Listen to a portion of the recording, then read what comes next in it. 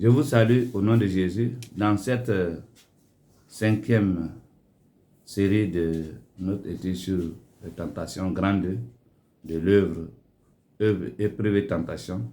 Nous allons terminer par quelques témoignages bibliques des personnages bibliques qui ont été confrontés à ces deux fléaux et leur attitude. On a le 1, c'est le cas d'Adam et Ève. Adam a été éprouvé. Quand nous lisons Genèse 2, 16 à 17, la loi c'est une épreuve. Ouais, notre attitude. L'attitude d'Adam face à la loi, ouais, il n'a pas su, il n'a pas considéré, il n'a pas honoré Dieu, il n'a pas craint Dieu. Donc, alors il a été séduit facilement. Ouais, parce qu'il n'a pas considéré. Il a douté, il a émis des doutes au sujet de ce que Dieu a dit, de sa véracité. Tant bien qu'il avait été instruit. Donc ça, c'est le premier témoin. Devant l'épreuve, il n'a pas considéré, donc il a été tenté. Nous avons le témoignage d'Abraham. Abraham a été plusieurs fois tenté. La première tentation d'Abraham, c'est lorsqu'il est arrivé à Canaan. La famine a été la première épreuve. Mais c'est devant l'épreuve que Abraham a succombé. Parce que dans l'épreuve, là, soit vous écoutez la voix de Dieu, soit vous écoutez la voix du diable. Et dans l'épreuve, Abraham va écouter la voix du malin qui lui dit, si tu restes ici, tu vas mourir. Si tu vas en Égypte, que tu dis que je suis ton mari, je vais mourir.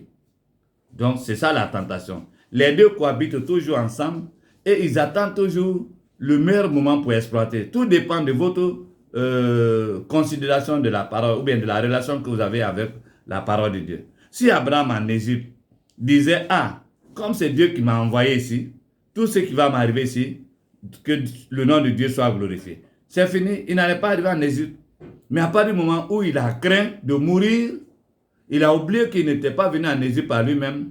Donc ça a été la première chute d'Abraham, le manque d'espérance, le manque de foi. Ensuite, quelques années après, le diable, cette fois-ci, va utiliser sa propre femme pour lui dire, mais comme je ne peux plus enfanter, donc cette Égyptienne qu'on a eue qui a plus de 25 ans maintenant, qui est une femme maintenant, elle peut faire et je vais prendre l'enfant. Là, c'est la deuxième tentation d'Abraham.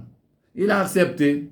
Vous voyez, il a accepté. Donc, c'est toujours en face d'un besoin qu'on est tenté.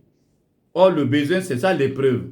Pendant que Dieu était en train de préparer Abraham à la gloire, Satan va se précipiter pour faire le raccourci. Donc, l'épreuve, c'est comme la tentation, c'est comme l'épreuve.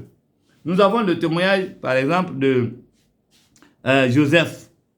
Joseph, dans sa croissance, vous voyez, a été tenté. D'abord, il était déjà éprouvé parce qu'étant vendu et acheté par Potiphar, ça c'est l'épreuve déjà, il était loin de ses parents.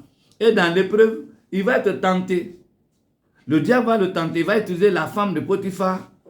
Mais vous voyez, la connaissance et la crainte que Joseph avait de Dieu, il va lui permettre de résister. Et il a accepté tout le reste qu'il devait subir. Donc, Joseph a été tenté. Il n'a pas succombé à la tentation. Vous voyez. Ensuite, nous avons le témoignage. Et ça, c'est Genèse 27 là-bas. Hein. On a le témoignage de Samson dans le livre de Juges, le chapitre, dans le livre de Juges. Samson aussi a été tenté.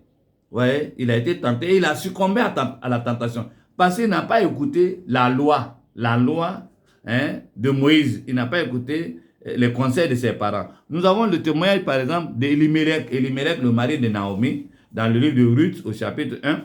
Là encore, devant l'épreuve, vous voyez, une épreuve, on dit il y a eu la famine à Bethléem. Bethléem qui est la maison de Dieu. Et puis Elimelech qui veut dire celui dont Dieu est roi. Donc, dans une telle épreuve générale, Elimelech va dire, si je reste ici, je vais mourir. Si on reste ici, on va mourir. Donc, il a pris sa femme, ses deux enfants, ils sont partis à Moab. Mais arrivé là-bas, ce qu'il a craint là, il est mort, ses deux enfants sont morts. Naomi est restée seule. Donc, Voilà les épreuves. Et on a le dernier personnage parmi plusieurs, hein. J'ai sélectionné. On a le cas de la maman de Samuel, le prophète Samuel. Vous voyez? Et elle était éprouvée parce qu'elle avait en face une autre qui avait beaucoup d'enfants, qui faisait des enfants comme ça, comme ça, comme ça. Pendant ce temps, elle n'en avait pas d'enfants. Vous voyez? Et Elkana.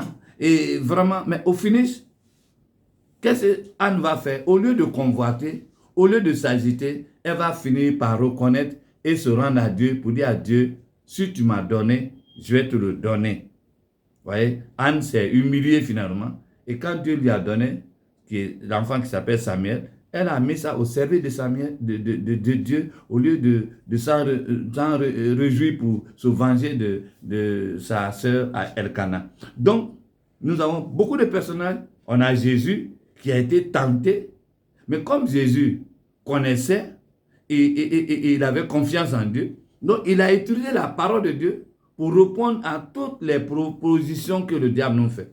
Donc, alors, bien aimés frères et sœurs, le seul moyen qu'il vous faut, c'est de voir dans la Bible ces différents personnages. Vous voyez, les uns ont été éprouvés, mais dans les épreuves, ils n'ont pas abandonné Dieu. On a le cas de Job. D'autres, dans les épreuves, ils ont été éprouvés et tentés et ils sont tombés parce que les deux cohabitent ensemble. Mais Satan attend toujours au moment de l'épreuve pour vous faire des propositions, c'est-à-dire les raccourcis, les déviations rapides. Ne si tu passes ici là, tu vas arriver. Et dès que tu écoutes, c'est fini, tu vas te rendre compte. Regardez ce qu'il a dit à Ève. Si tu mens, tu seras comme lui, Dieu, grand que lui.